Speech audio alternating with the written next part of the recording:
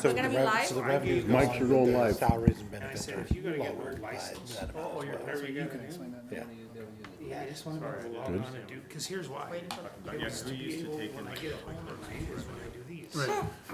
Good afternoon. It is 1 o'clock, and we are going to reconvene our workshop, budget workshop. And then first up, we have the auditor, Mr. Beaton. Are you ready? Yeah. This should be quick. We hope. You did, hang on, you didn't start the same way you've been starting with everybody else. The answer is no. What's your question? No, it's just, I've rehearsed and I've got it down pat. Nancy Reagan's quote, just say no. This okay. No. Just say no to drugs, though. It's hard. Wasn't just say no. All right, I guess we'll start with the 60, and then we'll do the, which is the auditor, and then we'll go to the 80, which is the licensing, and move on to elections. Sounds good. Save the best for last, elections. Oh, is that, I don't know if they want to do that. It's up to them. Auditor Beaton, the first thing that strikes me is, are you making love more popular in Franklin County? Look at the amount of marriage licenses going up. It's the $100. Oh, yeah. He can, So we've had the same marriage license fee for 20 years. I know, but $100 was added by the legislature for the purpose of domestic violence. So our fee over 20 years at $36, and now there's a $100 fee. Now they've added $100 fees on recording the 2 prior years and have driven up the price of recorded documents to the first page on most documents, $303.50. So, most people, as you can imagine, would balk at recording something if they absolutely don't have to. So they've created a real bad environment. But that's legislature, $100 just added. So that's going to increase the fees, but we don't get it. I was talking about the marriage license. Yeah. that's it. Yeah. Yeah. No, so the marriage, if you want to get married now and get your license from Franklin County, it's 136. 136. Did you explain that right? That portion of that goes to the state for domestic violence? $100. The $100 that they increased it 1 out of 1. goes to the state for domestic violence grants and grants management for that process. Well, that's quite a wedding gift on behalf of the state of Washington. Well, Mr. Danzel, you pointed it out earlier in our meeting that the taxes on gasoline for roads didn't go to the roads. So this isn't going to go to domestic violence. Who knows where they're going to spend it? They're just collecting money.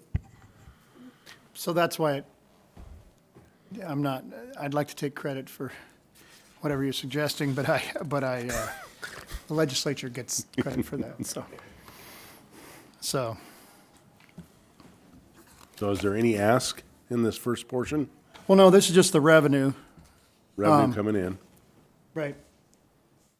And I would draw your eyes to the fact that our actual revenue projection is lower, and Tim can explain that to you, but it's some of the training that we did, that the staff did at the finance conference. We handle those revenue numbers differently in the financials. So it's the same net effect to current expense. It's just not showing as a revenue. It's a reduction. The stuff that we bill to 2 different departments, Public Works, HAPO, RV Park, they're not supposed to show up as revenues now. They're supposed to be a reduction of the expense. So it's actually it's baked into these amounts where for example, the salaries portion was reduced by $132,000. So now you'll see, just instead of a revenue, you'll see less expenditures now because of that. And so on each of the benefit lines too, you'll see an adjustment for the accounting services. So now we won't show revenue, we'll show a reduction of expenditure each year. Accounting likes to make things more difficult.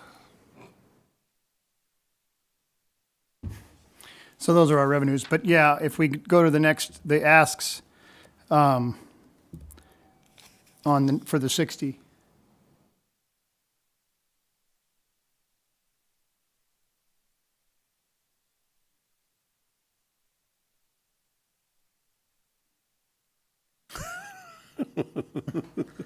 Sorry. That's a Clint Eastwood movie. That sure is.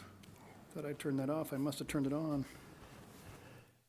It's a total reduction in requests of $3,020, the biggest of that being travel was reduced by $5,200, and that's primarily because our WFOA conference was in Bellevue in 2025.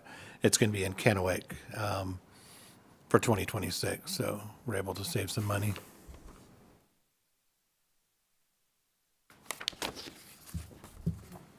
So, on to the next one. There's no ask there at all. Okay. We're ready to move on. The 80 is auto licensing.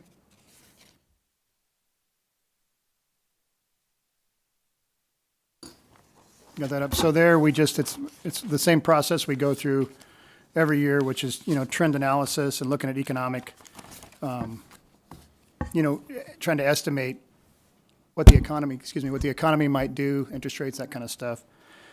So we're, forecasting just a slight increase, 15,000 on 830,000. So that's on the revenues.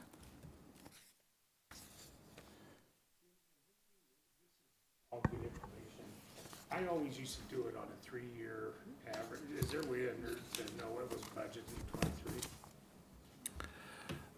I can pull it up elsewhere. It doesn't show up in here. I mean, I can look up in the system.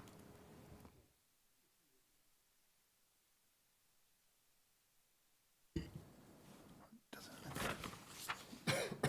shows it right there, doesn't it? Isn't that it? Is it 23? Yeah. What was the bottom line for that? As far as like revenues, Or expenditures, revenue? oh.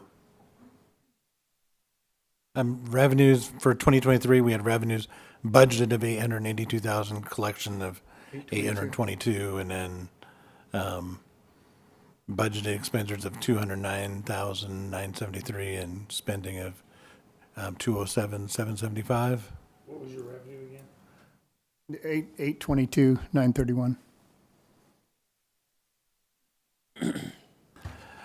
Yeah, motor vehicle is good for the county licensing. And I guess the reason I asked that is that's a pretty minuscule nominal amount.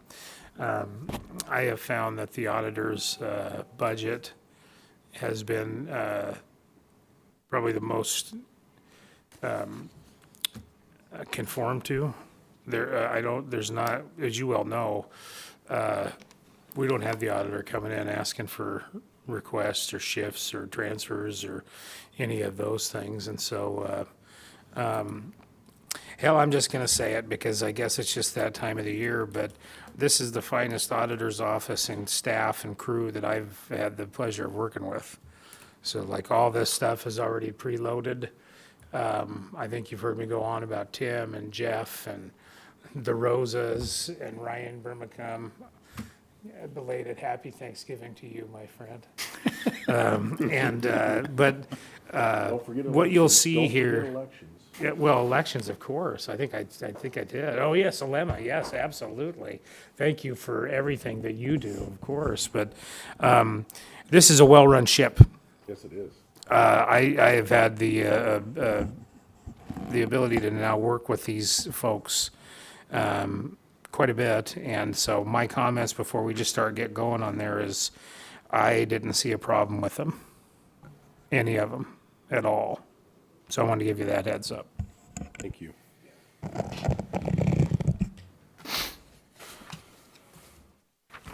So I think on the 80 then for that, that's the Yep, no changes on the No expenditure changes on side. the 80. right, Next.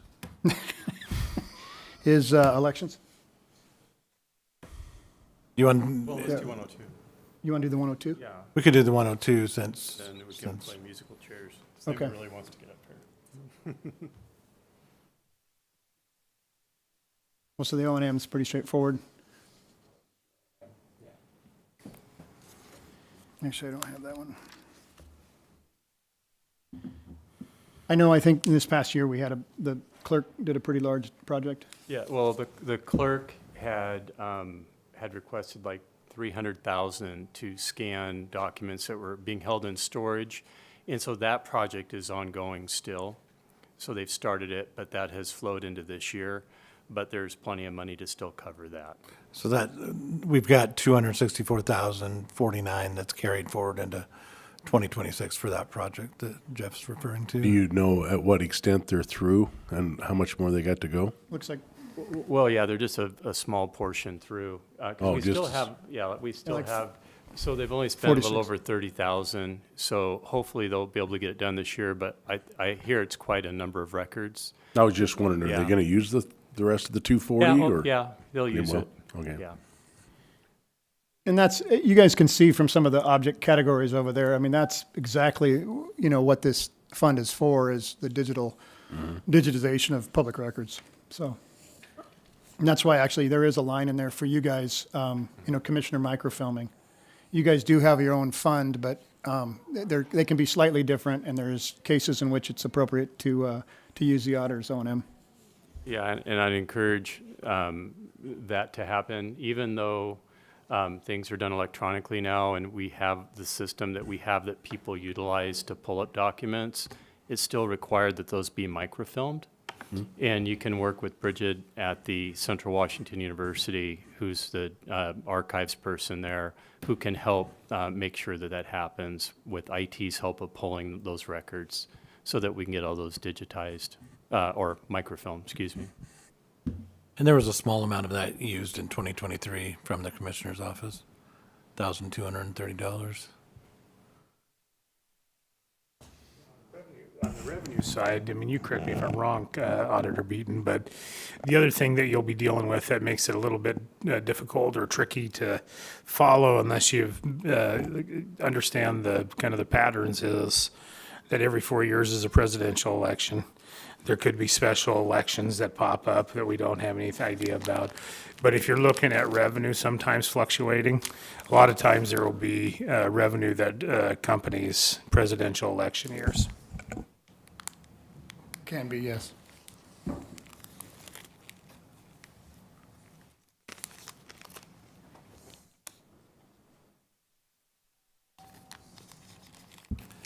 For the most part, it's really just carryover to a large extent from the previous year. A lot of the amounts are going to be the same, the $5,000 budget. I mean, some of them were reduced slightly just because there hasn't been a ton of usage in recent years. Clerks really is one of the main ones that uses this fund on a somewhat consistent basis. They've, got 7,000 one year, almost 10,000 another year. But other than that, there hasn't been a ton of usage through the years. I do think that once this big project is done, because they do everything electronically now in the courts, that this is like the biggest project that they'll have, I can see ongoing. So, and then when they're done, that'll hopefully free up more money again.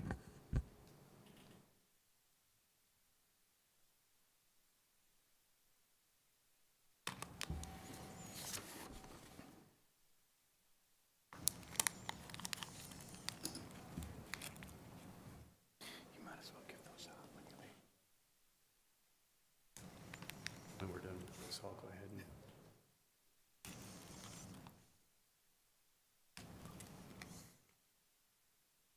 We found, can I speak to that, or you want me to? We found that a lot with a lot of our licenses, and particularly with Microsoft and switching to Microsoft 365, that they're just no longer supporting any kind of troubleshooting or support. Very similar to what was discussed yesterday with the Tyler software program. They just, what ends up happening is these folks, they want your business, they move on to a new product, and then the support goes away. And so I think what you're seeing there, correct me if I'm wrong, is to just an investment so that you can stay functional. Yeah. Yeah.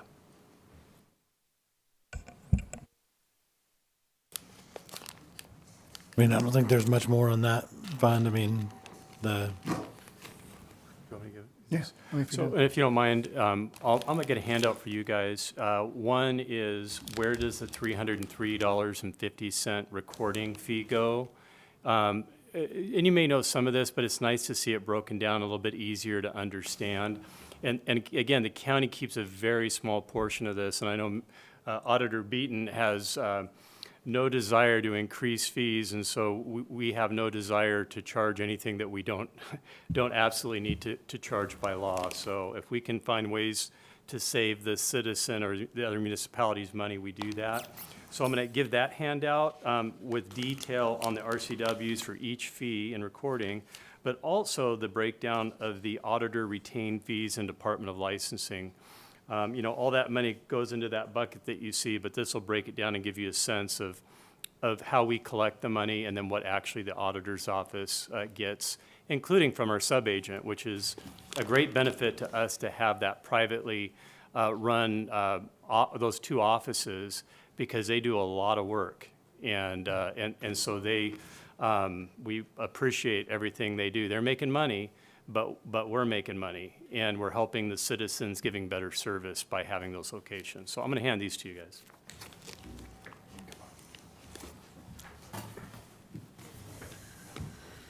Thanks, Jeff.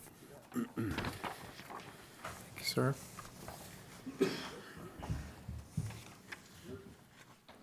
I've got a copy, sir. I called her up. We got to keep this moving, these guys. Push me forward. Yeah, so we'll go to the 90, which is elections.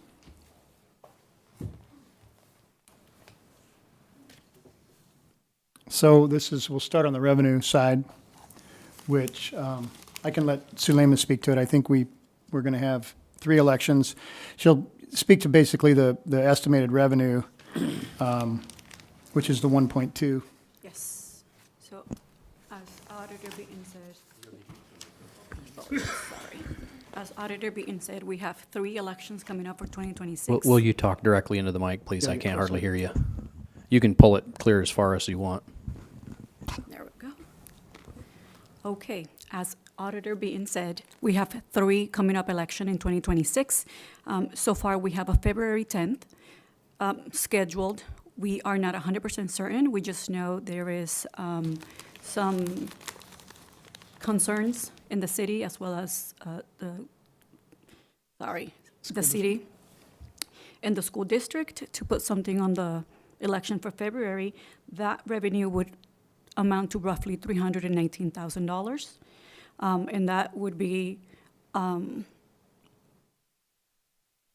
For that election, they have until December the 14th to get us the resolution. to get us So a resolution. typically, the districts will let us know their intention, but it's not real until we get the Right. resolution. They So requested an estimate that has been provided, and that's what the estimate looks like. For the August 6th, as you guys already know, we have a few people here, elected officials here on the ballot. Hopefully, we have 2 or more candidates filing for candidacy during the May open enrollment, and that can potentially give us a very nice August election, and that would have approximately a revenue of $275,000. That excludes the portion that Franklin County will absorb. That is primarily PUD and the state. November 3rd is a mandatory election, and that looks identical on paper, just because we don't know how many races will be there from the state. We are guessing, based on the 10 elected officials here in Franklin County who will be on the ballot that year, plus potentially 12 different races from the state, will give us approximately that $275,000 revenue. Then we have, if you scroll down up, there it is. We have the voter registration. Voter registration is an annual invoice that we send out to the city, well, to the second-class cities here, Cornell, Colotes, Mesa, and the city of Pasco. This is something that we will charge them mandatorily to take care of the elections, their voter registrations, and everything that it takes to run the election department. That has been increasing lately, and for 2026, we're looking at 325 approximately. And there are spreadsheets for each one of these that There is. that go into details as far as how she came up with those numbers. Okay. There is a county portion calculating all of those spreadsheets that, if you guys want them, we could provide for you, and those have been excluded out of the main revenue. So you will not see them populated in the revenue, however, they will be on the spreadsheet. Essentially, I think what you'd find is that the difference between the revenue and expenditures would be the county's portion, pretty Right. much. Right. So we're not collecting. Typically, we would collect everything that we spend because we're billing that stuff out, except for the county's portion. It's just absorbed in current expense. So that's the nice thing about elections too, though, is that if we don't end up having certain elections and stuff, we'll save on those costs as well. And so you might not see the revenue, but you also wouldn't see certain costs related to that as well. Correct. And then there is a small portion of revenue. We're estimating 2 times the amount of elected official raises on the ballot. So it's going to be approximately $25,000 if at least 2 candidates come forward. It's filing fees. Filing fees. Yes.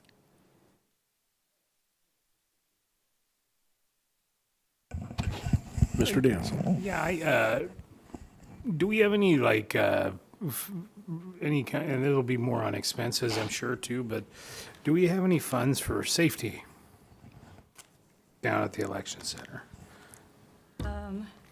What do you mean by safety? I mean by safety. Yeah, I worry about you all. I went on a tour. It was a mind-blowing tour, and I think that it'd be remiss to say that the voting system that Franklin County utilizes has changed hands now. I think that it's kind of on the precipice of something pretty special. What I saw kind of blew my mind with how efficient and effective you were and how accurate you were. And so I just worry about when the ladies are walking out to their car and it's nighttime. I didn't know if there was any kind of like safety security measures that have been accounted for. Well, so down there, we've actually, through the years, implemented quite a bit of those things. I mean, we do have, we have cameras, we have security, we had outside cameras so they can see outside the building, and they have a monitor, so they can see. We have, key pass doors, and then the viewing area is, is sequestered from being able to come into the main part of the building. So we have been, a lot of, after 2020, there was a lot of attention towards not only the security of the actual electronics, but also the security of the staff that runs it. And so we have, there are grants that have been made available, and we have fully utilized those to the extent that the elections, to the extent that's appropriate and that the election staff believes is so that they feel safe. And in addition to that, we're like 1 or 2 blocks from Pasco Police Department. So if there's ever any kind of an issue, they could show up on foot if they're in good shape. So from a security standpoint, and then we've always had a pretty good relationship with either courthouse security or whatever we request as far as a presence from other departments in Franklin County. So to answer the question, at the moment, we have $80,000 that you will see in the 104 once we get there. And that is all attributed to the grant that Matt mentioned, and it goes entirely towards security. Right. Yes.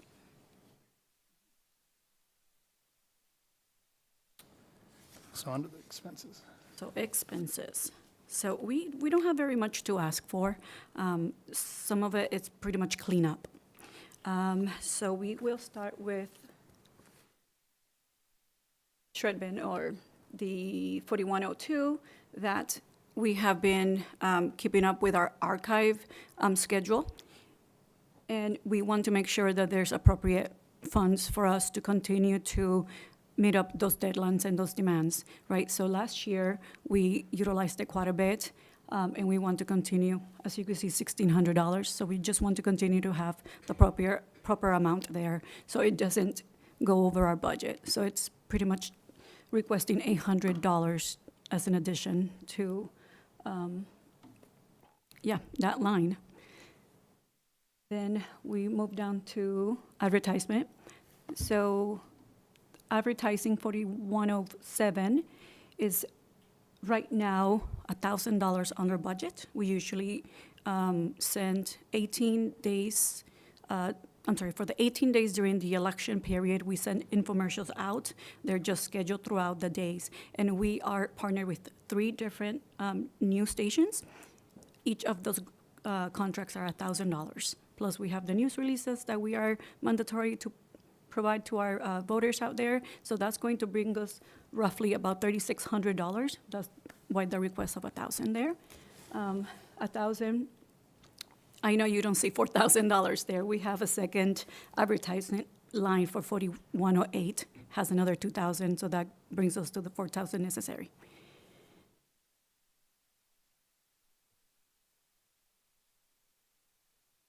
Our total ask is $88,350 on a $964,000 expense budget, so it's just staying as exact as possible so that the numbers reflect what the actual expenses are.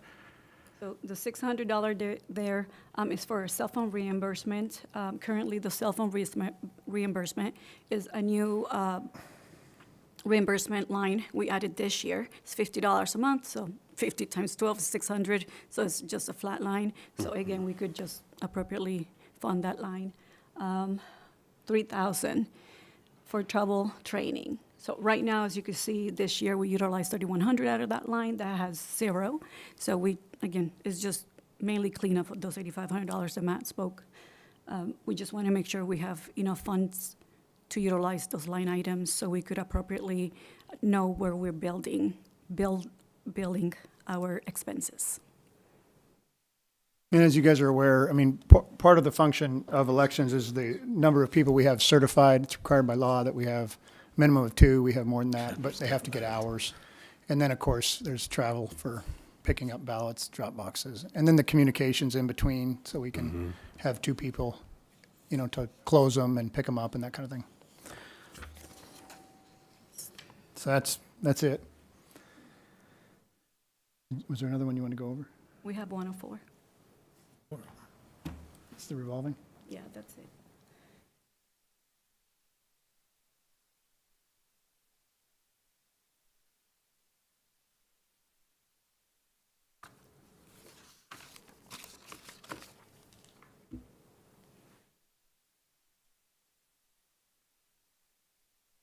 So 104 is very straightforward.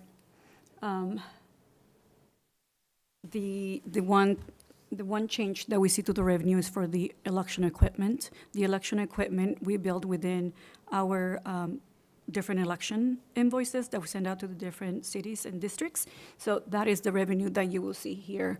Other than that, if we go to the expenses is very minimal changes as well. At the moment, we are paying about $3,500 in risk pool.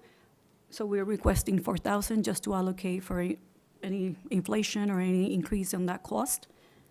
The $41,748 is exactly what we pay for, I believe is, thank you, Tim,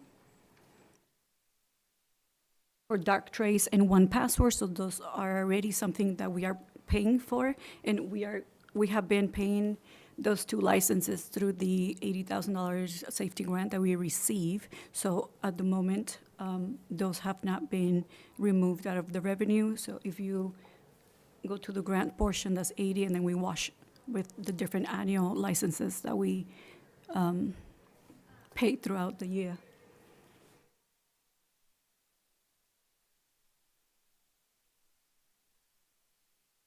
$4,800, let's see here. 4,800, we're requesting that 38 to 52, and that's again, recurring charges. The Angel Cam that, we spoke about the cameras surrounding the Annex Center. We need a subscription in order for us to have an app as well as have the monitor connected to them. And the other security equipment, I'm sorry, I can just barely hear you. Can we turn her mic up somehow? I just can't Oh, hear her. Sorry. Pretty much need to put your face on it, unfortunately. so the Angel Cam, $879 is a annual recurring charge that we need in order for those cameras to be viewable in an app that we have, as well as a computer that we are currently monitoring the surrounding of the Annex Center. Then the other security equipment is for the annual license for our tabulation equipment that comes up every year. We are, I have it here. We did just get notice from Liberty Vote that they'll have a Zoom meeting with the new CEO and some of his leadership team to talk about, and I don't know what, it is, I would agree, I think it's we stuck with this program, and I think in the end it's going to, it was a wise thing to do. So, but we'll find out from them, what his vision is and whether these numbers are going to change, so as far as the annual software licenses, as across the county, across every municipality, they come in here, they sell you something, and then they sell you, then they version update them and force you to do all this stuff. So they've kind of got the entire government at every level by, well, they got us in a position, let's just say that, where we're going to pay. So I was going to ask that question that seems like a remarkably high number just simply for a software license. That is used by, like, how many users would there be with that license? That's not for a user, that's for our entire tabulation equipment, so that covers.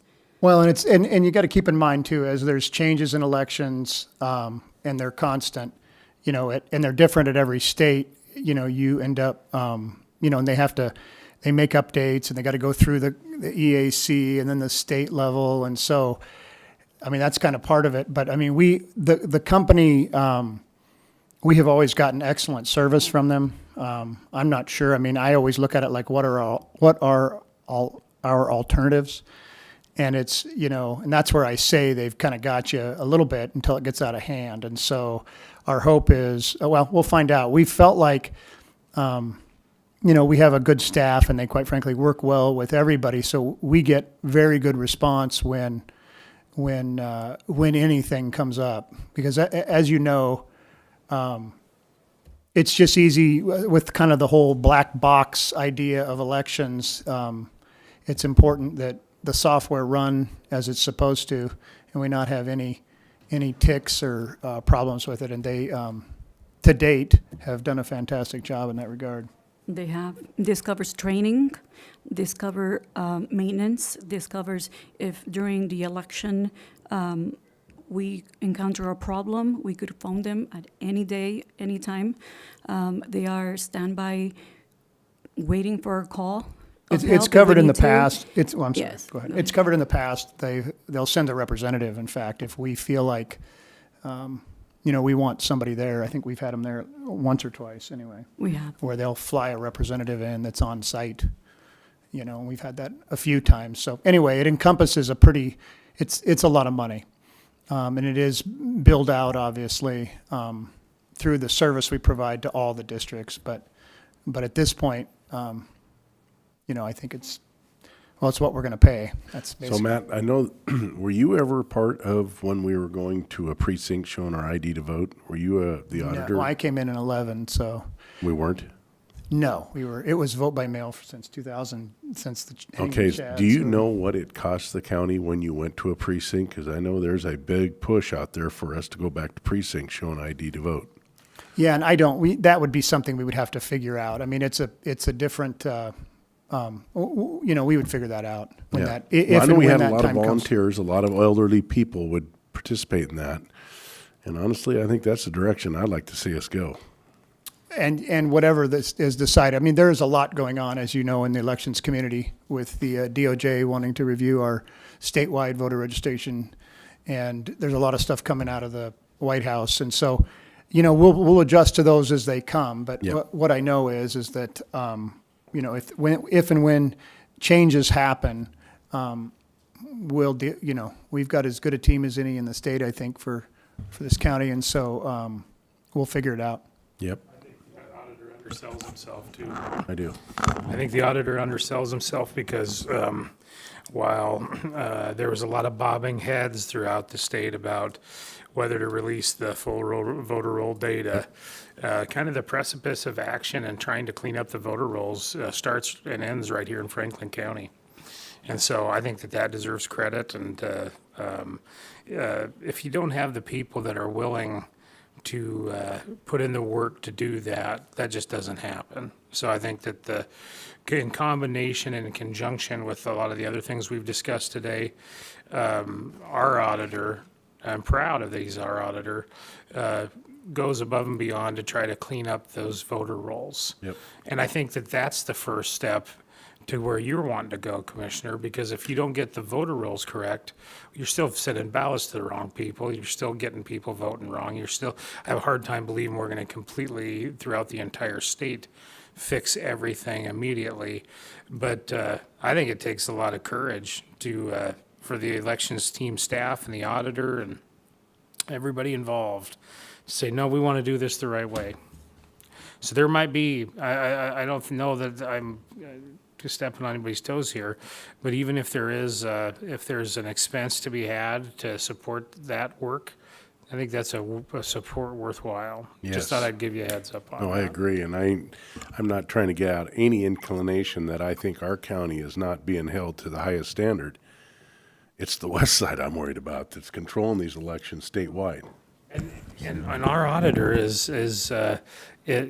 taking on some of the federal folks Yes. and the state, the Secretary of State, while supporting the Secretary of States in other ways. So it's a fine line to walk. I think they've done a magnificent job. Exactly.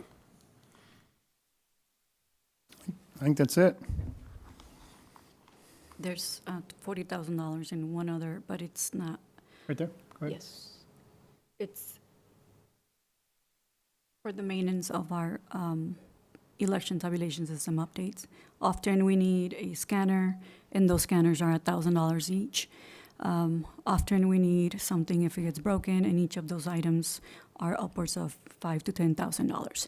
And it's just in the chance that we need them, You need it. if we need them, yeah. I was just going to note, you can change that Dominion license to Liberty Vote if you'd like. Please do. Yeah, Liberty. No, it is, should be changed. So, And that's, Change it. you're changing, I can't change it. okay. Salim will change it later, I guess. that's it. No, I think that's it. All right. Well, thank you.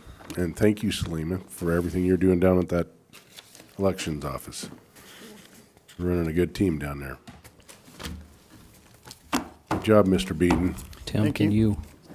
you show the bottom line, 25 versus 26?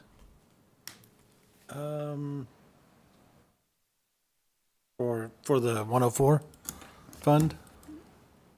That or everything combined? So, for the 104 election equipment revolving, it was 534,000, revenue and expenditure, and, there's 524,044, So we're going from this number down to this number, correct. okay? And then do we have total of all of the programs that we've talked about? Within the I mean, we'd auditor's have to go office? just one by one on them, but yes. There was 982,000 of revenue for the election budgeting $1.2 million this year. And then 956,000 budgeted expenditures and 972 or so with the addition of this for the ask for this year on expenditures. So an increase of less than 20,000. We're asking for an increase of 83.5 or 8,350. Correct, yep. Yeah, I think you read that number So- wrong. We're moving from the 956 to the 964, a little under 10, you know. Okay, we're going from this number to this number. Yeah. So what we've been working off of the different budgets is you take this number and add this number. That's Yeah. what we've been doing. Yes, you are correct. I mean, this is the ad. So, I mean, this is, yes, because it does include the salaries and benefit changes that have happened. The Okay, steps okay. and stuff, yeah.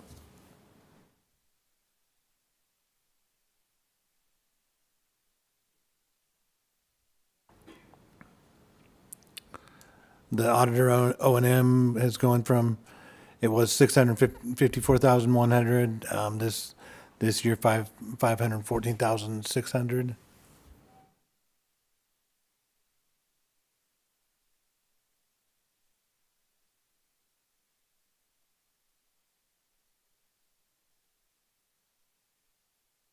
Licensing increased revenues by 15,000. And the expenditures are actually down slightly, 226,429 to 226,049.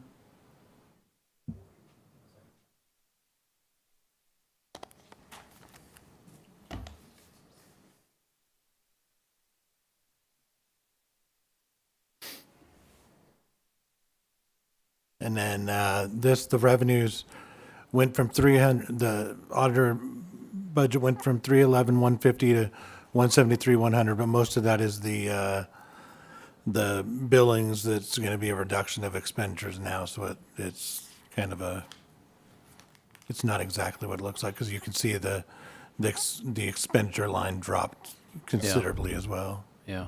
Okay, thank you. Yeah, dip. Thank you. Thank you. No, thank you, and thank you for keeping a nice, tight running ship. We appreciate that in this Absolutely. courthouse.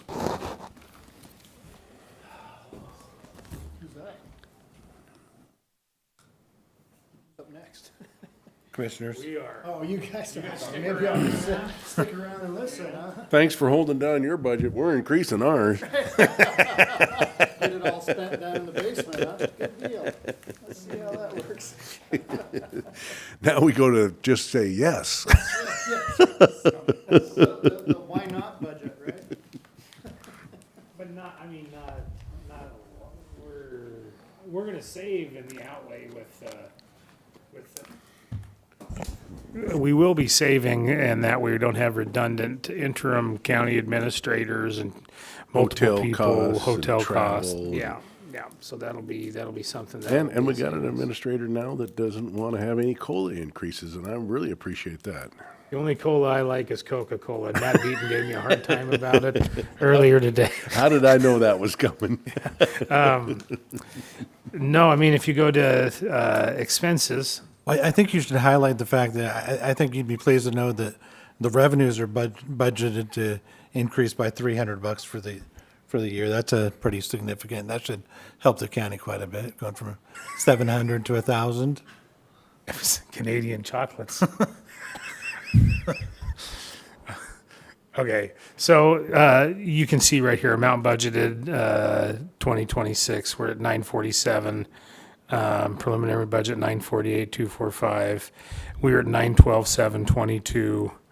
The if you go to where all of this is occurring, let me get back up there. Most of it has to do with.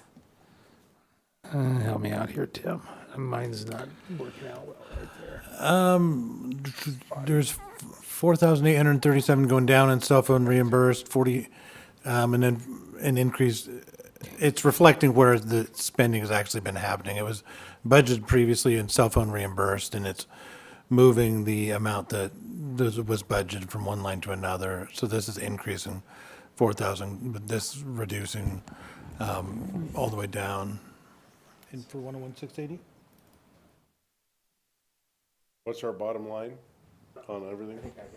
Okay. Sorry, I was in the wrong budget, so that hurt. The overall budget is, it's 948,245 baseline with a 4,083 in requests. Those requests being,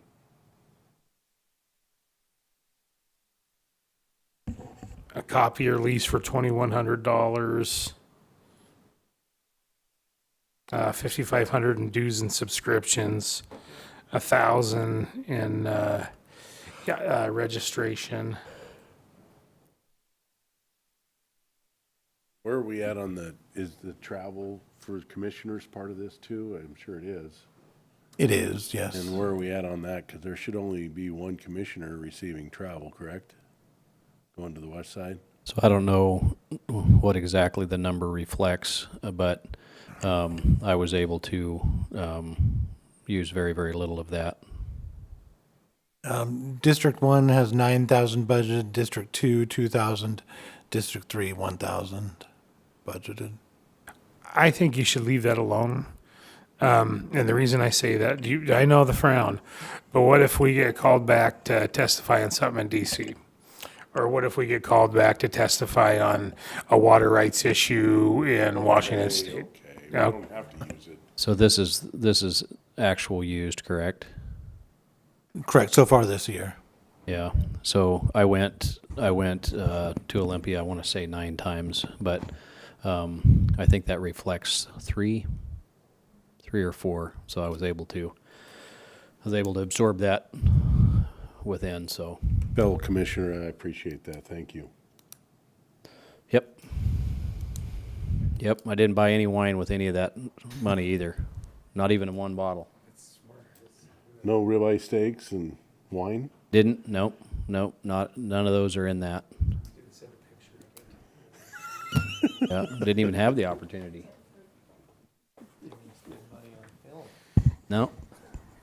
Just say this too. Commissioner Bauman saves us on gas money. Hey, he's driving an electric car. Valid point.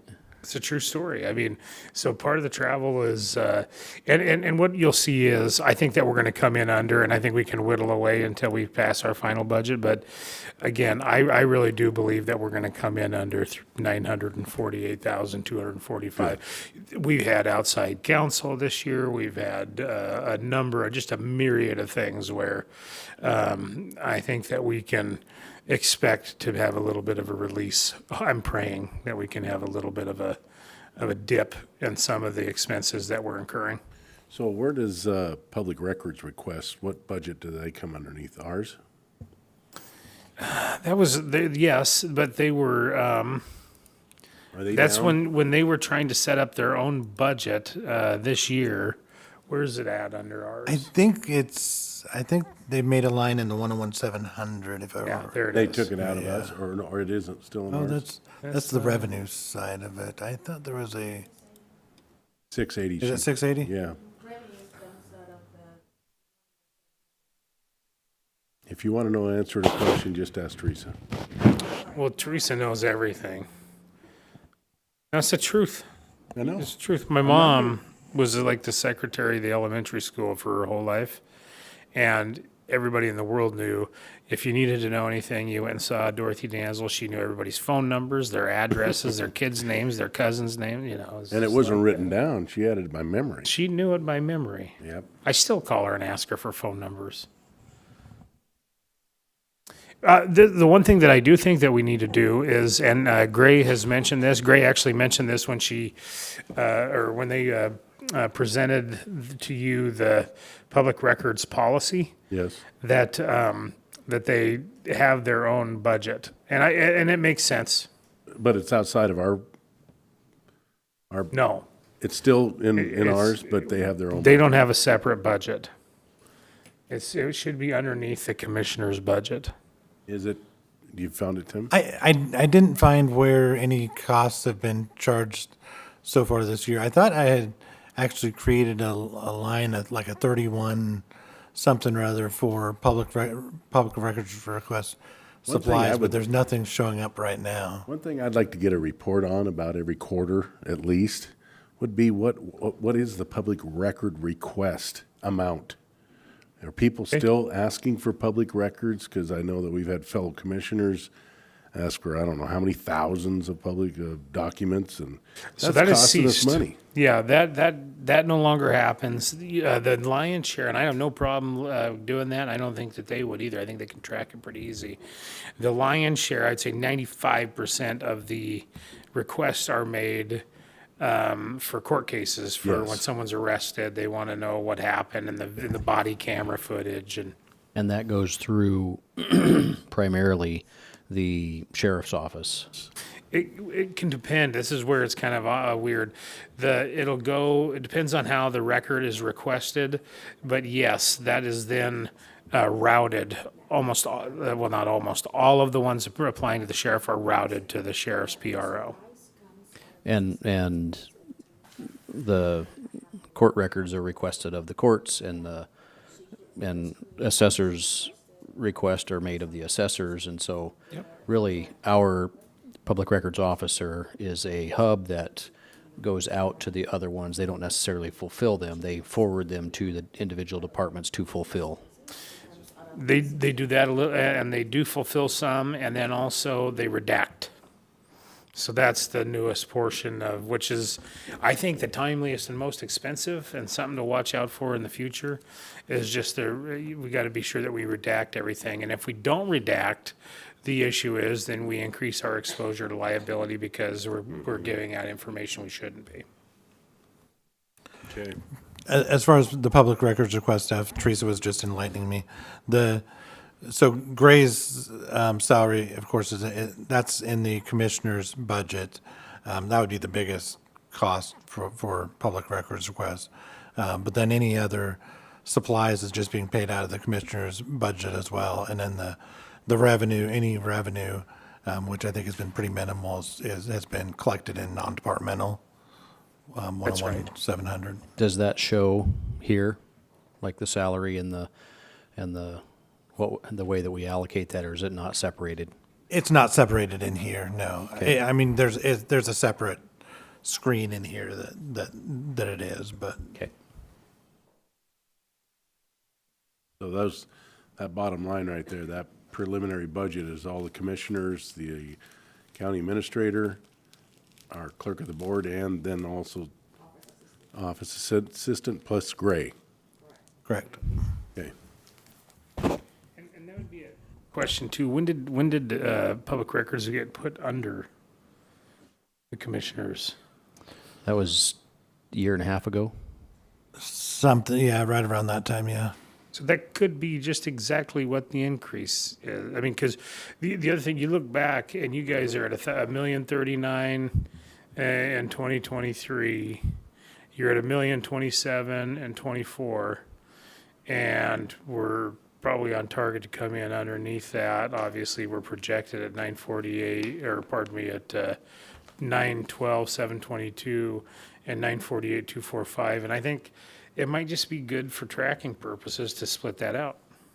Separate it Yeah. into a separate. Because we are on the decline for our budget. We have really not only towed the line, we have rescinded. Reduced it. Yeah, reduced it. Yeah.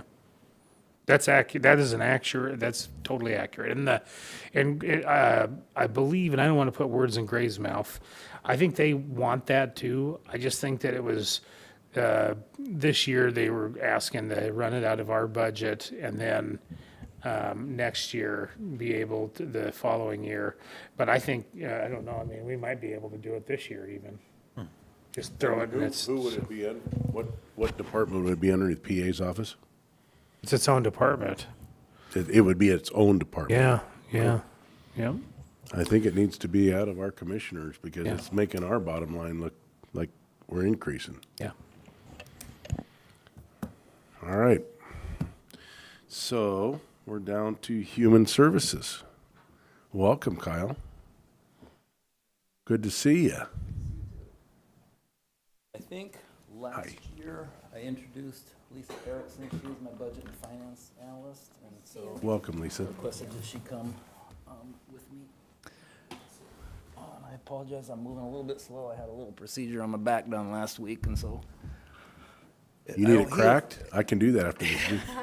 I appreciate the offer, but I will respectfully decline.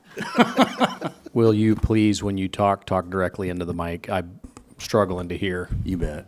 Thank you so Sorry about much. So I know there's kind of been a lot going on, I think, from when the budget was originally created to now. I had reached out to Mr. Dansel because I know there are still some issues with regard to the MOA between the two counties.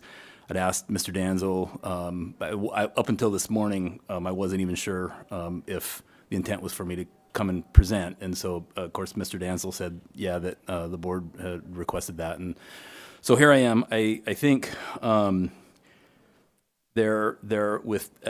with at least two of the funds that I have historically overseen for Franklin County, the 188 and 189, those are the two funds that are tied to the dock recording fees. I think, I don't know that the budget at this point is relevant with regard to those funds. I think when Franklin County sent the resolution to Commerce indicating that you didn't want to participate in the homeless housing program, that triggers a requirement within the RCW that I think that resolution, and Tim, correct me if I'm wrong, I think that goes to the auditor's office, and those funds are to be remitted back to the state auditor's office, and I think then they move those through. To be honest with you, I'm not 100% sure what the process is after that. I brought the RCW, if you are curious with regard to what that states. But I think the one thing that the RCW is not real clear about is the dollars that are currently in the fund. I think it says that you should remit the each monthly payment. But I think there's a balance in the fund, and that may be a conversation that maybe, Tim, you need to have with legal and Commerce and identify it. It would make sense to me that those dollars would go back to Commerce, but I don't know. Like I said, I don't believe the RCW is clear on that. What is that RCW?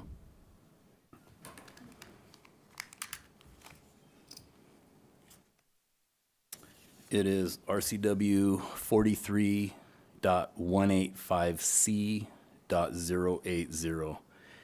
And it's, .080. yeah, and it's section 3. Mr. Danzel, I believe you had something you wanted to say? I was just repositioning Oh, here, so. now, you had clarified with me that we had worked some things out with Human Services in Benton County on the indemnification and things that they were asking for, but the homeless housing wasn't part of that? I'm confused because we've got an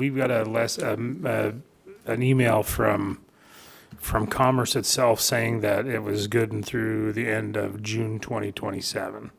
And I think, and again, I think maybe additional conversations need to be had with Commerce with regard to this. I think that with regard to the June 30th of 2027, the email from Kathy Kennard, I think, specifically addresses the CHG contract. And that was a contract that has both Benton and Franklin County dollars in it that that my office oversees, and that's probably my only contract that is a 2-year grant. We just signed a new grant on July 1st of this year, and so it goes through June 30th of 2027. And I have a copy of the email as well. I think Commerce's position is, regardless of what happens between the two counties, their position is that they have an executed contract with Benton County, and we're required to fulfill the requirements of that. So I think regardless, we'll do that and make sure that that's taken care of. So ask an ignorant question. Are you in possession of these funds, or are we in possession of these funds? The local, we're not in, the local funds are in Franklin County's accounts. The funding tied to the document recording fee. Okay. We're not actually in, everything is reimbursement, and so we're not actually even in possession of the funds. We have a contract for a set dollar amount, and so, for example, we would process this month's vouchers and administer the program this month, and then Lisa submits billing by the 20th of by the 20th of November, she would process billing for the month of October, and Commerce would reimburse us those dollars. Oh, okay. Yeah, so all of the grants that I have with the state or with the feds are all reimbursement. Okay. Okay, where is the rub for you and I? Because I am reading it completely. Like I said, I'm looking at Kathy Kennard's email, and it says, Department of Commerce executed a contract with Benton County last month for the period of July 25th through June 27th. This contract provides services to homeless or at-risk households in both Benton and Franklin counties. The non-renewal notice does not impact Benton County's responsibility to fulfill the grant terms and conditions. Prior to the next contract cycle, Commerce will reach out to Franklin County with the opportunity to opt into the consolidated homeless grant for 27 through 29 period. You can expect to receive notification regarding this in early 2027. So I don't know, I'm trying to really earnestly. Yeah, Understand where the rub is. the doc recording fee dollars are not in contract with Commerce. Those are every document that's recorded in the county, there's a surcharge added to it for housing. And so the county collects that. And so when she's referring to the contract, she's talking about the Consolidated Homeless Grant contract. And so we have a contract manager for that through Commerce.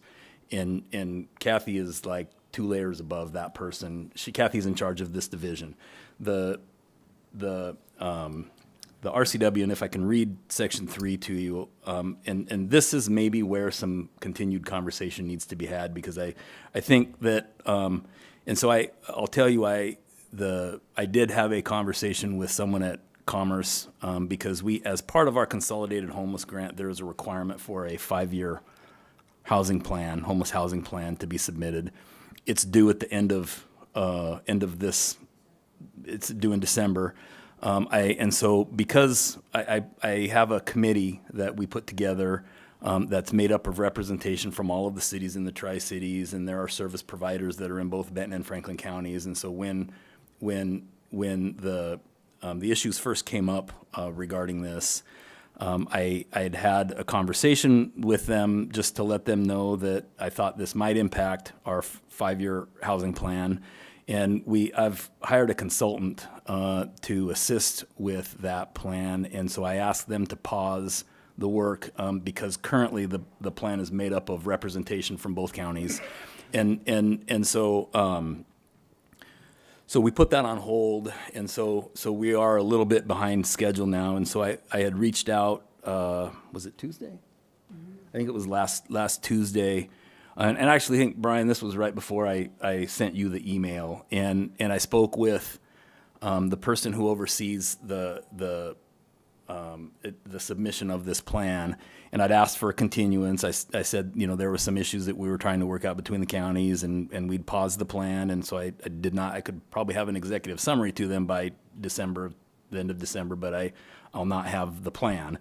And so he provided us with an extension, and then we got into the discussion of this, and he works with Kathy, and so he actually was the one that pointed me to the RCW. And so in Section 3, and so again, we're talking about similar stuff, but also separate.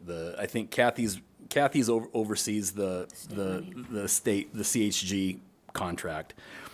And so in this homeless housing grant it's the participation, section 3, it says, "The county may decline to participate in the program authorized in this chapter by forwarding to the department a resolution adopted by the county legislative authority stating the intention not to participate. A copy of the resolution shall be transmitted to the county auditor and treasurer. If such a resolution is adopted, all of the funds otherwise due to the county under RCW 43.185C.060 shall be remitted monthly to the state treasurer for deposit in the homeless housing account without any reductions by the county for collecting or administering the funds." And so then if you look at the RCW 43.185C.060, under 2B, it does reference the RCW, and I apologize for this, we get a little deep into the weeds, but it does reference RCW 36.22.250, which is the doc recording fees. And so I think, and again, I am no legal expert, but I think as we stand today, I think that Franklin County is supposed to be remitting those dollars back to the state treasurer. And so, How do you do that when the managing director says you can't in her email? yeah, but Two different funds. yeah, and so that's where I think, maybe some additional conversation is needed with regard to this. I think when Kathy's talking about a contract, she's talking about the contract. They don't contract the doc recording fee dollars. The funding tied to 3622.250. The dollars that they contract are state funds, and so that she keeps referencing the contract, which is our consolidated homeless grant contract. So they're separate but similar pots of money. And again, maybe there's an additional conversation that needs to be had with Kathy. I've not spoken to her with regard to this. This came up on Tuesday afternoon, and then I had my procedure Wednesday morning and wasn't back at work until Monday, and so here we are. But I think it's probably worth looking into. Yes.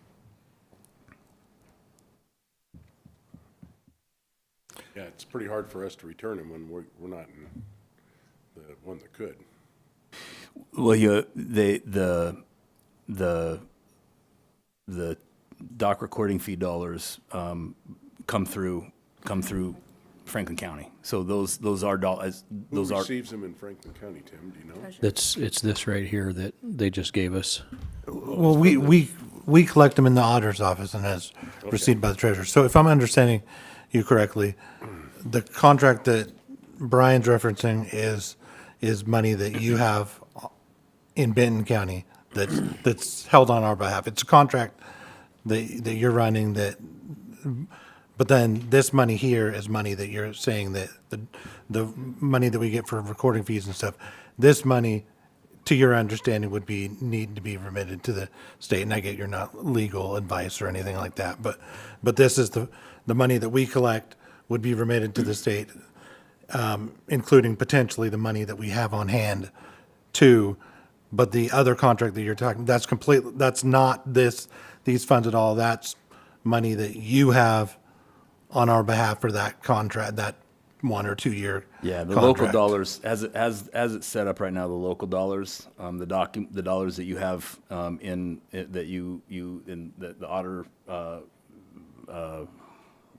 takes in. I guess I don't know how else to describe it. I'm gonna say something. So the dollars that we're talking about with Commerce, they hold those funds and then they reimburse us as we spend our Okay, money yeah. versus the local dollars? But it's not funds that we see No. at Franklin County. No, and we don't either. We see them in contract. And that's the one and that's the email Yes. that's being referenced here is that, which has nothing to do with any of these funds here. Yeah, the counties have a say, in their local dollars. They are reported to Commerce, and so we report all of the funding expended in these programs through the Homeless Management Information System. So we have state reporting, and all that stuff. When every dollar we spend, we report how we've spent that in the state system. So. Well, I don't know if you got wind of what the problem was, but when we're being asked to indemnify and then the fees of them running the thing are going up, and we're concerned. And I guess my question to you is, Kyle, how well are you at running the two of these, one in Franklin and one in Benton? Would you like to come over and help us get ours going? Well, I have absolutely no problem helping Franklin County, set up their own services. I am a Franklin County resident, so I care know. deeply about what happens over here. I think you brought up the agreement, and so the original agreement that was crafted was created by attorneys. It was created by Ryan Brown in Benton County and Jen Johnson in Franklin County, the one that originally started in Jan Johnson? January 1st of 2020. Okay.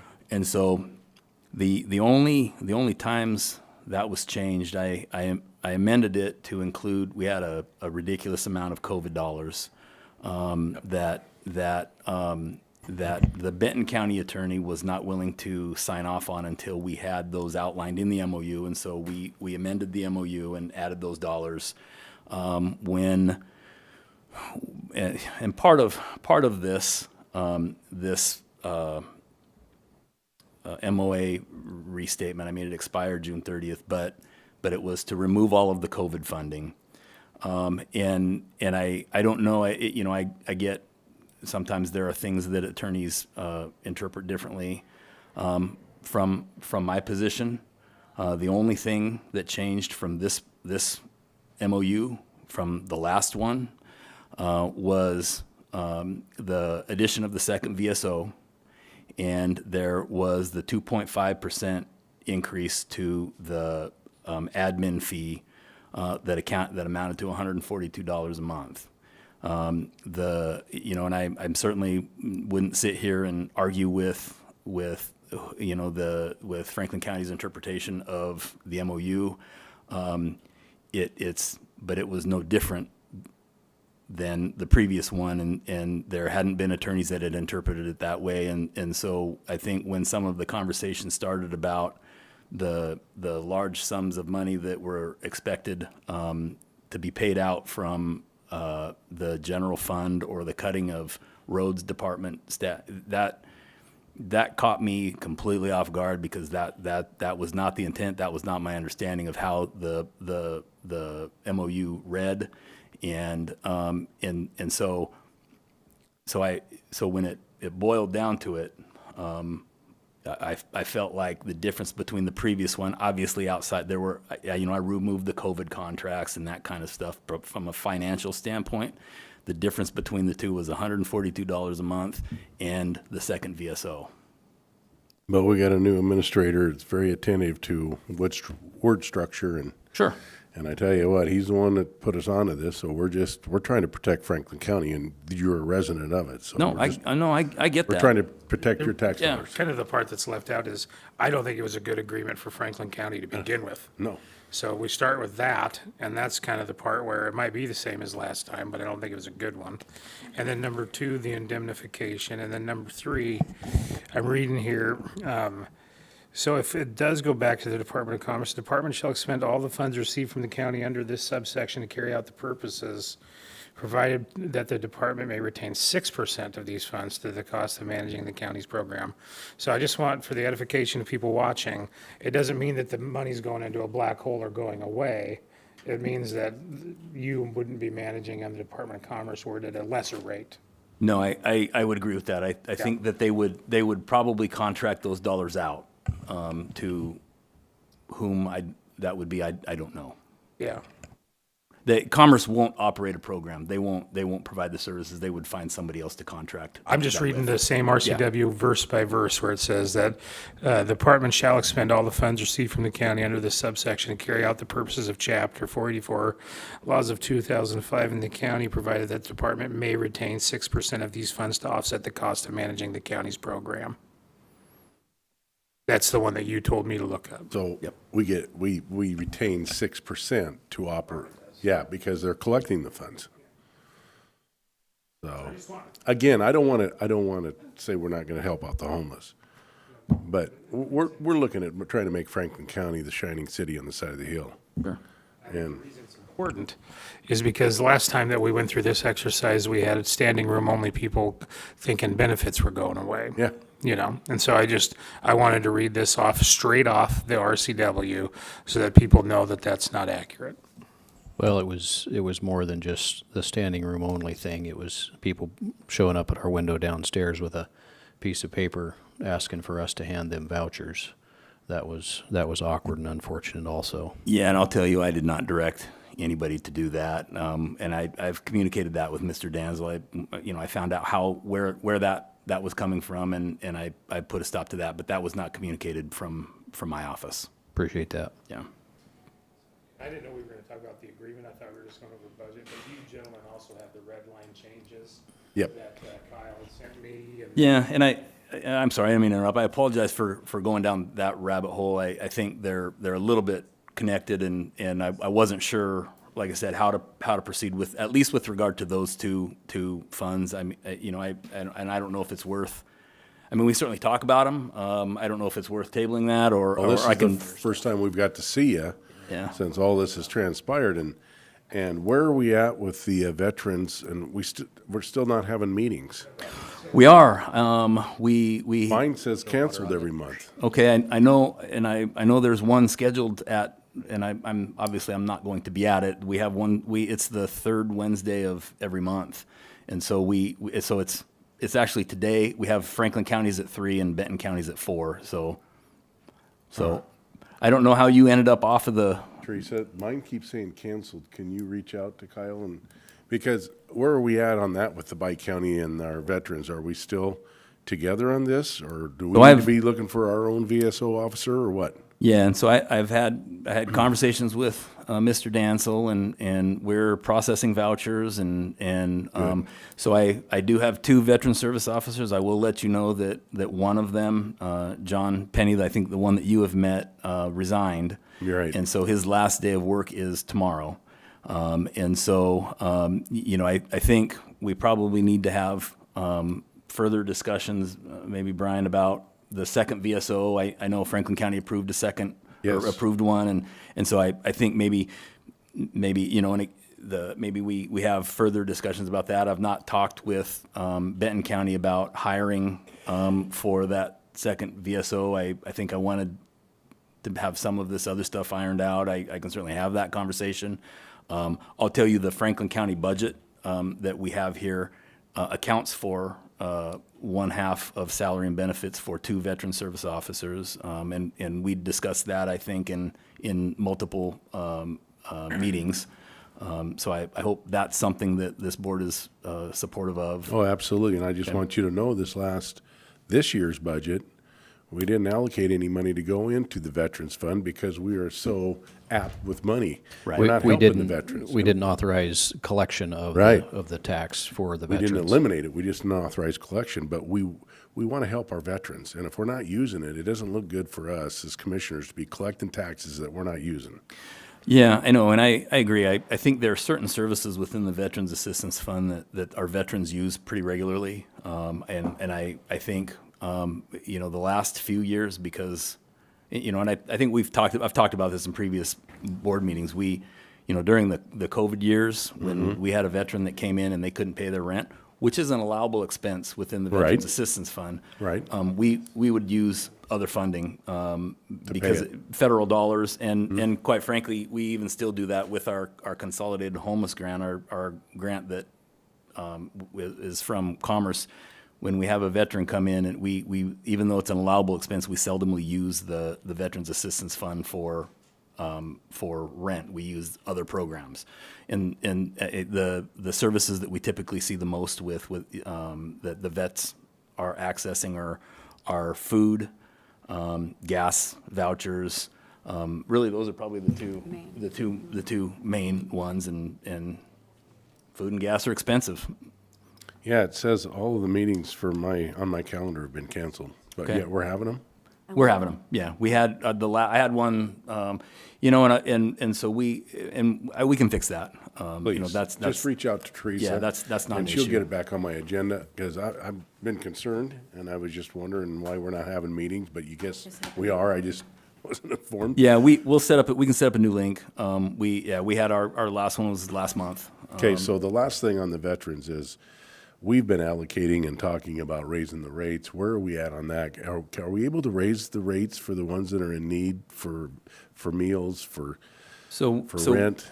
We did that, and You did. and just to kind of back up a little bit, so we had a bi-county meeting on February 25th. Right. And that was one of the topics. And so if you recall, I had a Veterans Advisory Board meeting the next day, and so I wanted to run it by the board, and it was actually something that you had brought up also, but we had some discussions about that, and the board agreed to increasing the rate.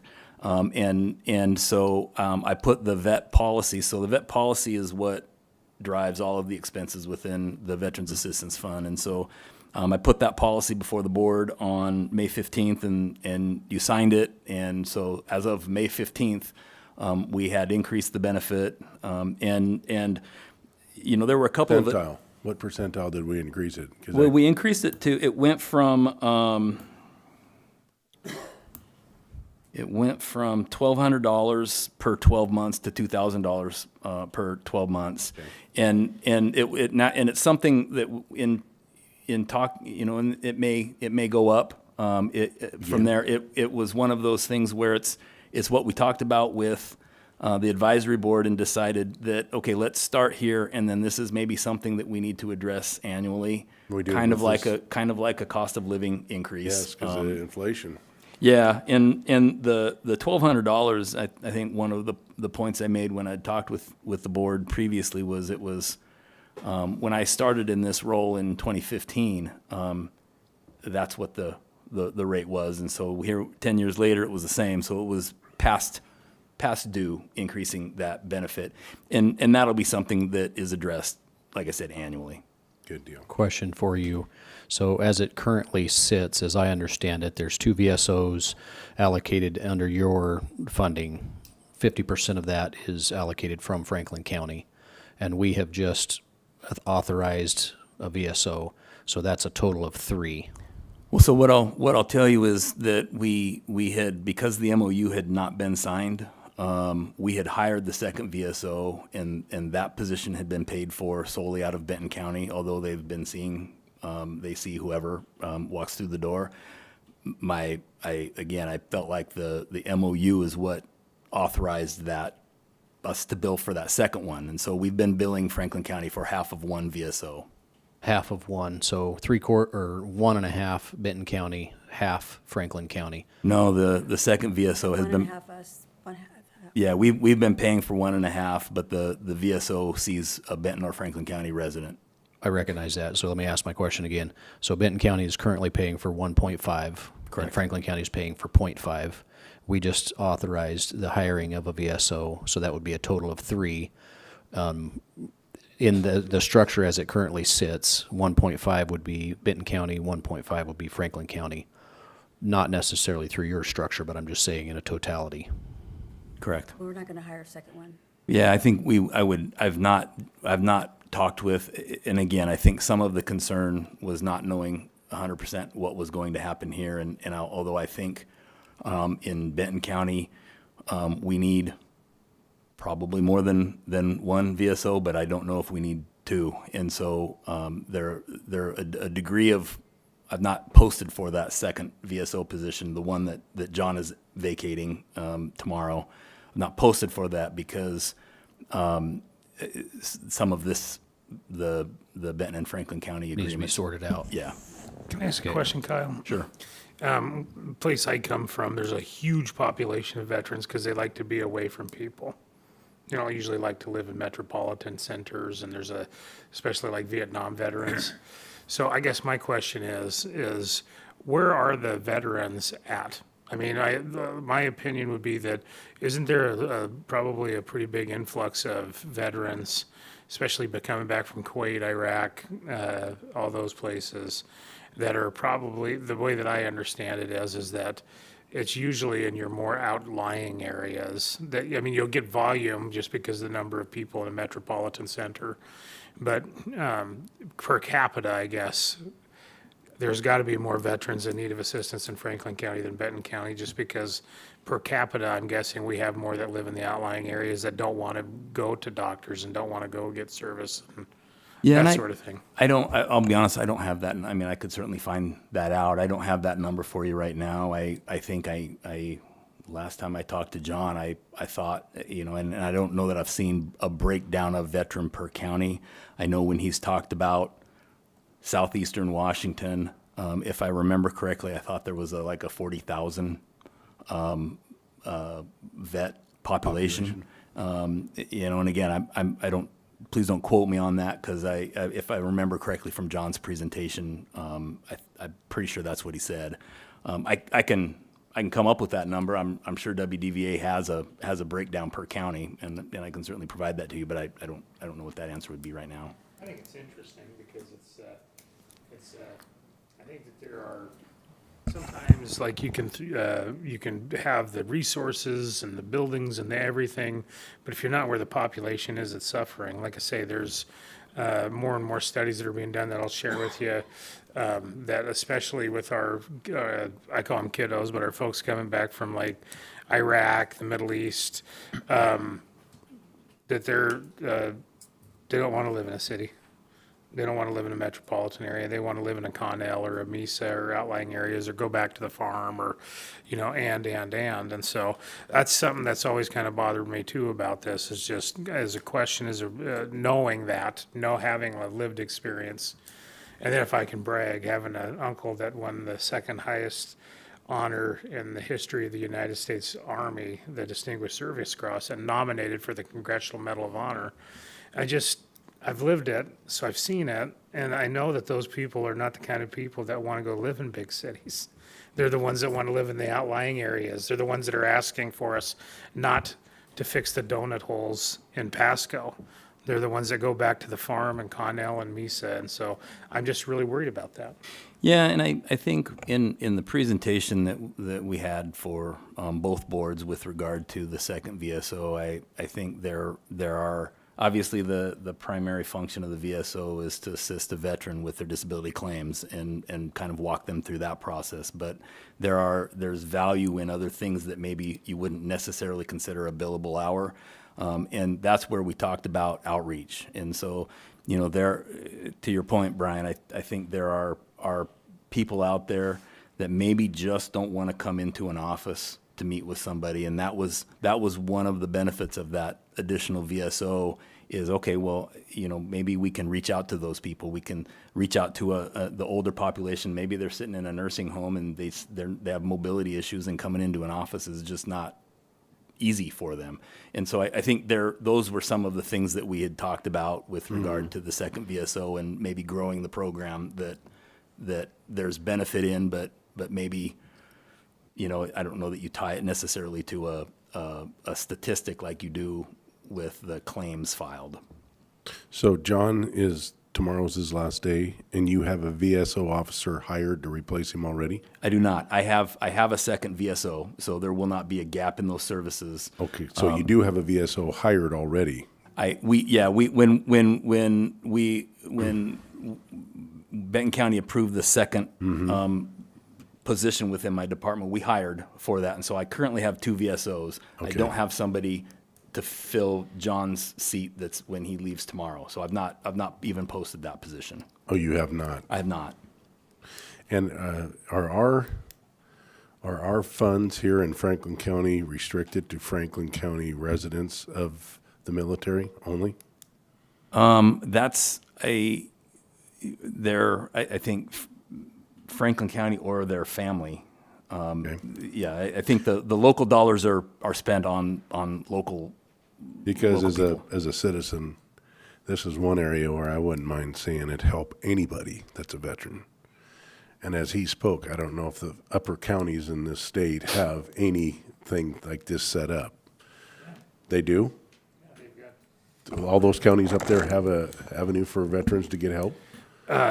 Each county that I know of has got it might be mandated now, but each county either has to have their own or they can contract with a neighboring county for veteran service officers, VSOs. And so they have these funds available for veterans in the counties. Okay. And the thing about it is, it's usually like one of the most popular guys in town. And, smaller areas, everybody knows everybody by what they drive even. Yeah. Even possibly in hell to pay Washington. and so, I noticed they have that mismarked up there in our glass. It says Eltopia, not Hell to Pay. I know. So I think that, I think that there are services that are needed. I just worry about it because the more you read about it, the more kind of the like 411 on veterans that are coming back, especially if they're veterans of foreign war and seeing action. Yep. They usually want to live away from people, off Yep. the grid. Well, and that's why Yeah. I was just to say, agreeing with you, because a lot of them like to live up in the woods, away from everybody. So, getting back to your budget. Yes. So I think with the Veterans Assistance Fund, we have dollars in line items that, we budget the entire fund. And if there were dollars moved around, it was based off of, okay, well, do we need to have as much money maybe in rental assistance or when we've got other funding, again, taking into consideration that the primary things that we're seeing the veterans request assistance for are gas vouchers, our food vouchers. Every now and then we'll see a child care. I think the other thing in utilities, I think the other thing that the other increase that we had in the Veterans Assistance Fund was the burial benefit.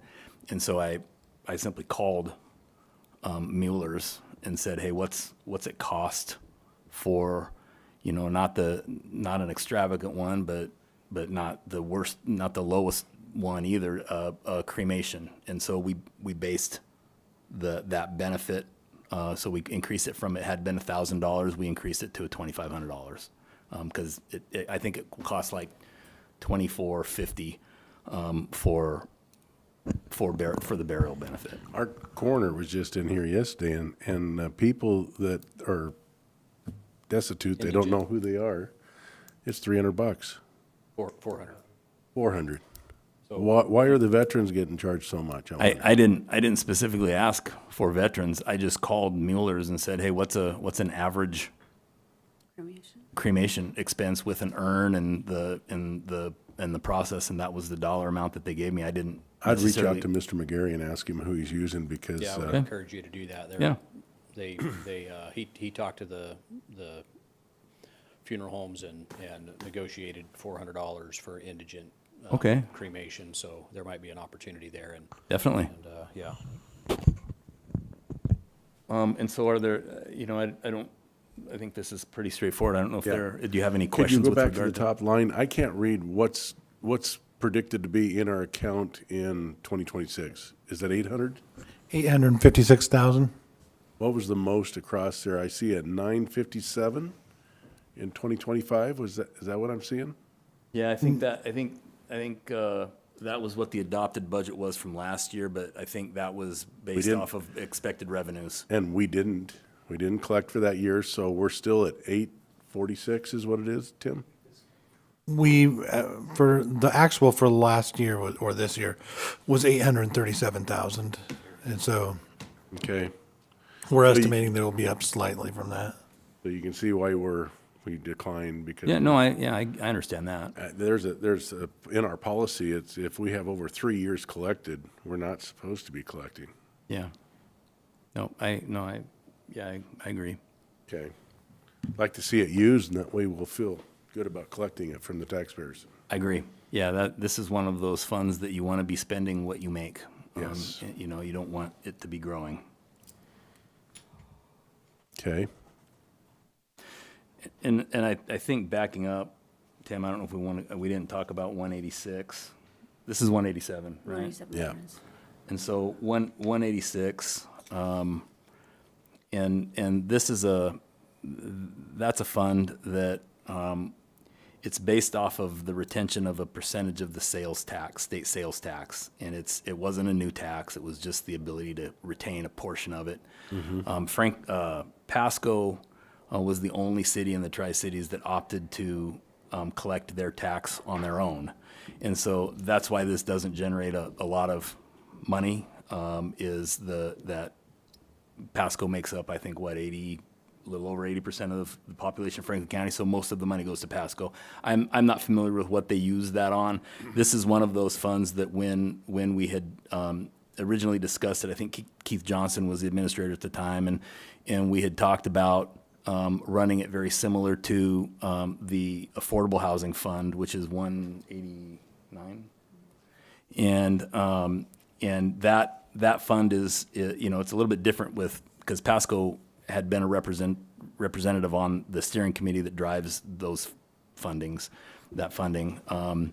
But with Fund 189, there is a requirement for an interlocal agreement. There's not necessarily a requirement with this, but Franklin County does collect the funds for the smaller cities in North Franklin County, and so at a point, and really what it's used for is developing partnerships with local affordable housing contractors, and it just supports adding affordable housing units to the community. You know, unfortunately, it doesn't generate a lot of revenue, and so in today's building world, I think you don't get as much bang for your buck as you maybe did 5 years ago, and so this is one of those funds that letting it grow a little bit is not a bad thing, because then you can hopefully support a larger project. And so this fund there's not ever been any expenses out of it. It's been generating revenue for a few years, but it's only generating about $30,000 a year. Well, in this state, affordable housing is an oxymoron because they have increased the cost to the point there is no such thing as affordable housing. Yeah, my daughter bought a house a couple of years ago, and it was her first house, and it was about $300,000, and it was a starter home. And that's not a starter home, in my opinion. And so I think, you know, with regard, we can certainly talk about 188 and 189, but again, I think and I'll tell you what my intent is, at least until, you know, we do have, and so 188, Fund 188 is they have them broken out into the Homeless Housing Fund and the Affordable Housing Fund. The Homeless Housing Fund has always been geared more towards services that fill gaps in the housing system. And an example I'll use, the last program that we had developed, it was in response to conversations that I had with My Friend's Place, which is the youth shelter, and Child Protective Services. And one of the gaps that they were seeing is that at the time, this has since changed, but at the time, My Friend's Place was licensed as a youth shelter. And so on a person's 18th birthday, didn't matter if they were in high school, you know, doing what they're supposed to do on their 18th birthday, they had to be out. And so, you know, I think the mission there, you know, does a lot of good things. But when you have a situation where you have a kid, really, maybe the law thinks they're an adult, but they're still a kid at 18, putting them over there with the expectation that they're going to transition into adulthood, finish school, you know, get job training, you know, all of those things, that was not, I think, a recipe for success. And so to fill that, and it's kind of the same thing with kids transitioning out of, on their 18th birthday, technically they were no longer in foster care. A little different with CPS because they can sign themselves back into services, but oftentimes they think they know best and kind of go do their own thing. And so that program was developed to provide a short-term rental subsidy to allow the person to, and we at the time we were partnering with community and schools. They provided the case management aspect with Tri-City Futures, who can provide job training and you know, all of those kinds of things. And we kept them housed so that they could complete their education and then slowly transition into adulthood. So that was an example of a program that we developed to fill a gap in services. And so,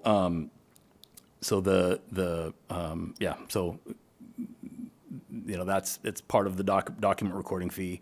The 189 is the other half of the doc recording fee, and that's the Affordable Housing Fund, and that's in RCW. There is a requirement for an interlocal agreement within the cities. And I'll be honest, we've not had any expenditures out of this fund for a couple of years because Pasco was unwilling to sign an interlocal agreement. And so at the time, I'd reached out to Mike. He was the county administrator at the time. Because I knew he had ties with the city. We were supposed to set up a meeting to discuss what needed to happen for Pasco to be willing to sign the interlocal. You can't spend those monies without an interlocal agreement. And as part of that interlocal agreement, there's a representation from each of the cities, and it's a weighted representation. I think the city of Pasco receives four votes, and the other cities in the county received one, and the county received one. And historically, it had been the county administrator that would sit on that steering committee. And we would issue an RFP to force affordable housing projects. You know, and the steering committee would listen to once, you know, we received however many applicants that were turned in, we would review them to make sure that they were in compliance with RCW. They had to serve people at or below 50% AMI. You know, and really they had to, and the owner of the property had to comply with fair market rent. So it was not onerous, the requirements. And then the steering committee would listen to the presentations and decide which projects they wanted to recommend to the board to support. And so I'd originally talked with Mike about setting up a meeting with the city. I had presented to the city council twice, but at the end of the day, they weren't willing to sign agree to the interlocal agreement. And so then when Mike left, I'd had a conversation with Eric, and Eric thought it would not be a bad idea to kind of wait because he was on the interim basis. And Brian and I had a very not detailed conversation about it, you know, a few months ago, but that would be something that you know, depending on kind of how things play out, you know, those funds can't be spent without an interlocal. Well, they got a new Pasco, what do they call him over there? Not manager. Have you reached out to him? I've not. You need to. This might be something you might want to get this energized and start using it. Yeah, and again, I think, you know, I think we maybe have some other questions with regard to 188 and 189 that we need to get answered first. Sounds like Pasco is where it needs to be utilized most. Yeah. And they're not cooperating with you. I did think, and just for the edification of the board, Benton County Commissioners receptive of taking away some of the identification. Brian, you want to get that mic? The Benton County Commissioners were receptive, weren't they, to the latest, just so these gentlemen know going home. You know that. Yes, Right. you've told me that. And Yeah, they talked about it Tuesday in their meeting, yesterday. were in you their there meeting. with him in their meeting? I was not. Okay. No, Matt presented it. And they're receptive in the changes in the agreement so that we can carry on? Yeah. Okay, good. All right. Thank you, sir. Yeah. Any questions with regard to any of this? No, but we thank you, Kyle. Yeah. Well, and you know, as always, certainly if the board has any questions, I know Commissioner Bauman had reached out to me and wanted to set up some time to go over programs. You know, I'm happy to do that on an individual basis or in front of the board too. You know, you guys, I think all have my phone number, my personal cell phone number, so you're welcome to give me a call if you have questions or or, you know, if you want to have a sit down, you know, I just want you to know, as a Franklin County resident, we're looking out for your behalf too. I appreciate That's that. what we're trying to do here. Yeah, I did. I'm preparing a list of questions and so forth to get in your hands in advance, and then hopefully you and I and Brian can sit down and like to have. I've been studying pretty hard and trying to learn about some of these programs and how they're being used and so forth. Money's expended. So, yeah, I'm compiling that and would like to do that. Does any of this? I don't think so. I'll just ask the question anyway. Block grants and their use. Do you administer any block grants in behalf of Franklin County? I do. We have a community development block grant. We don't administer that program. I contract it with CAC, and it's not a high dollar contract. It's like 65,000, 66,000, something like that. And it allows, and CAC, it's a service grant, and they go to, I think, Connell and Mesa and Benton City and Prosser certain days of the week to provide housing services. That's the only block grant that I oversee. Okay. Yeah, I'll continue to compile that and would like to delve a little bit deeper, have a little bit of a clearer understanding. So these items right here. So this is essentially what is in the account today. Is that accurate, Tim?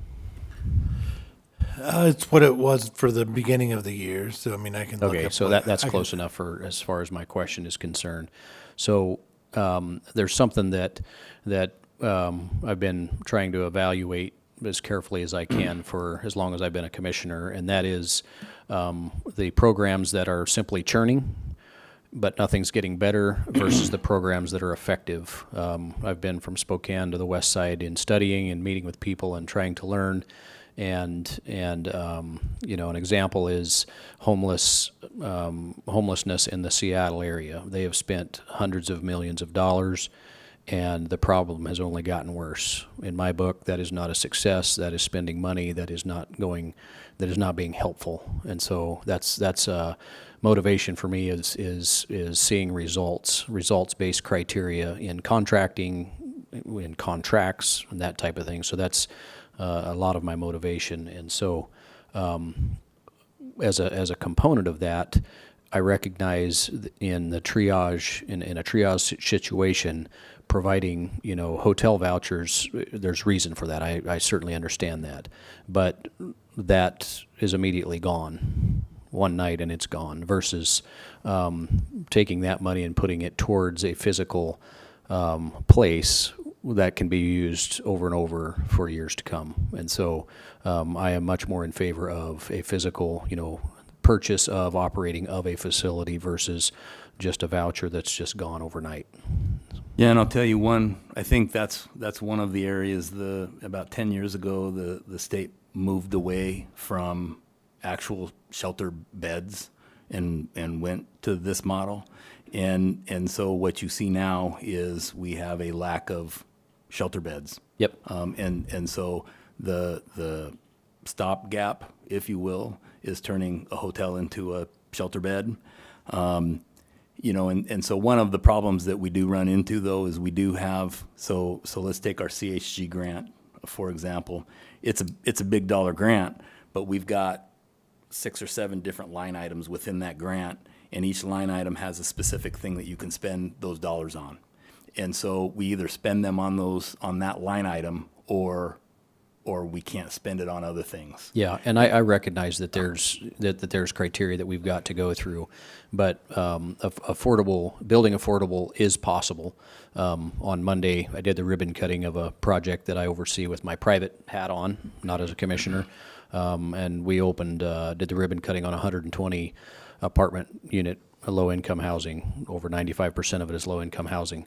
And so it is possible. I've not only have I seen it be done, I've done it myself and helped herald that. So yeah, so I'd like to visit and learn a little bit more, and where that we can, you know, what is available that we can do with some of these. I think thinking outside the box is probably something that we need to do, because I don't want to duplicate the lack of success that we see on the other side of the state.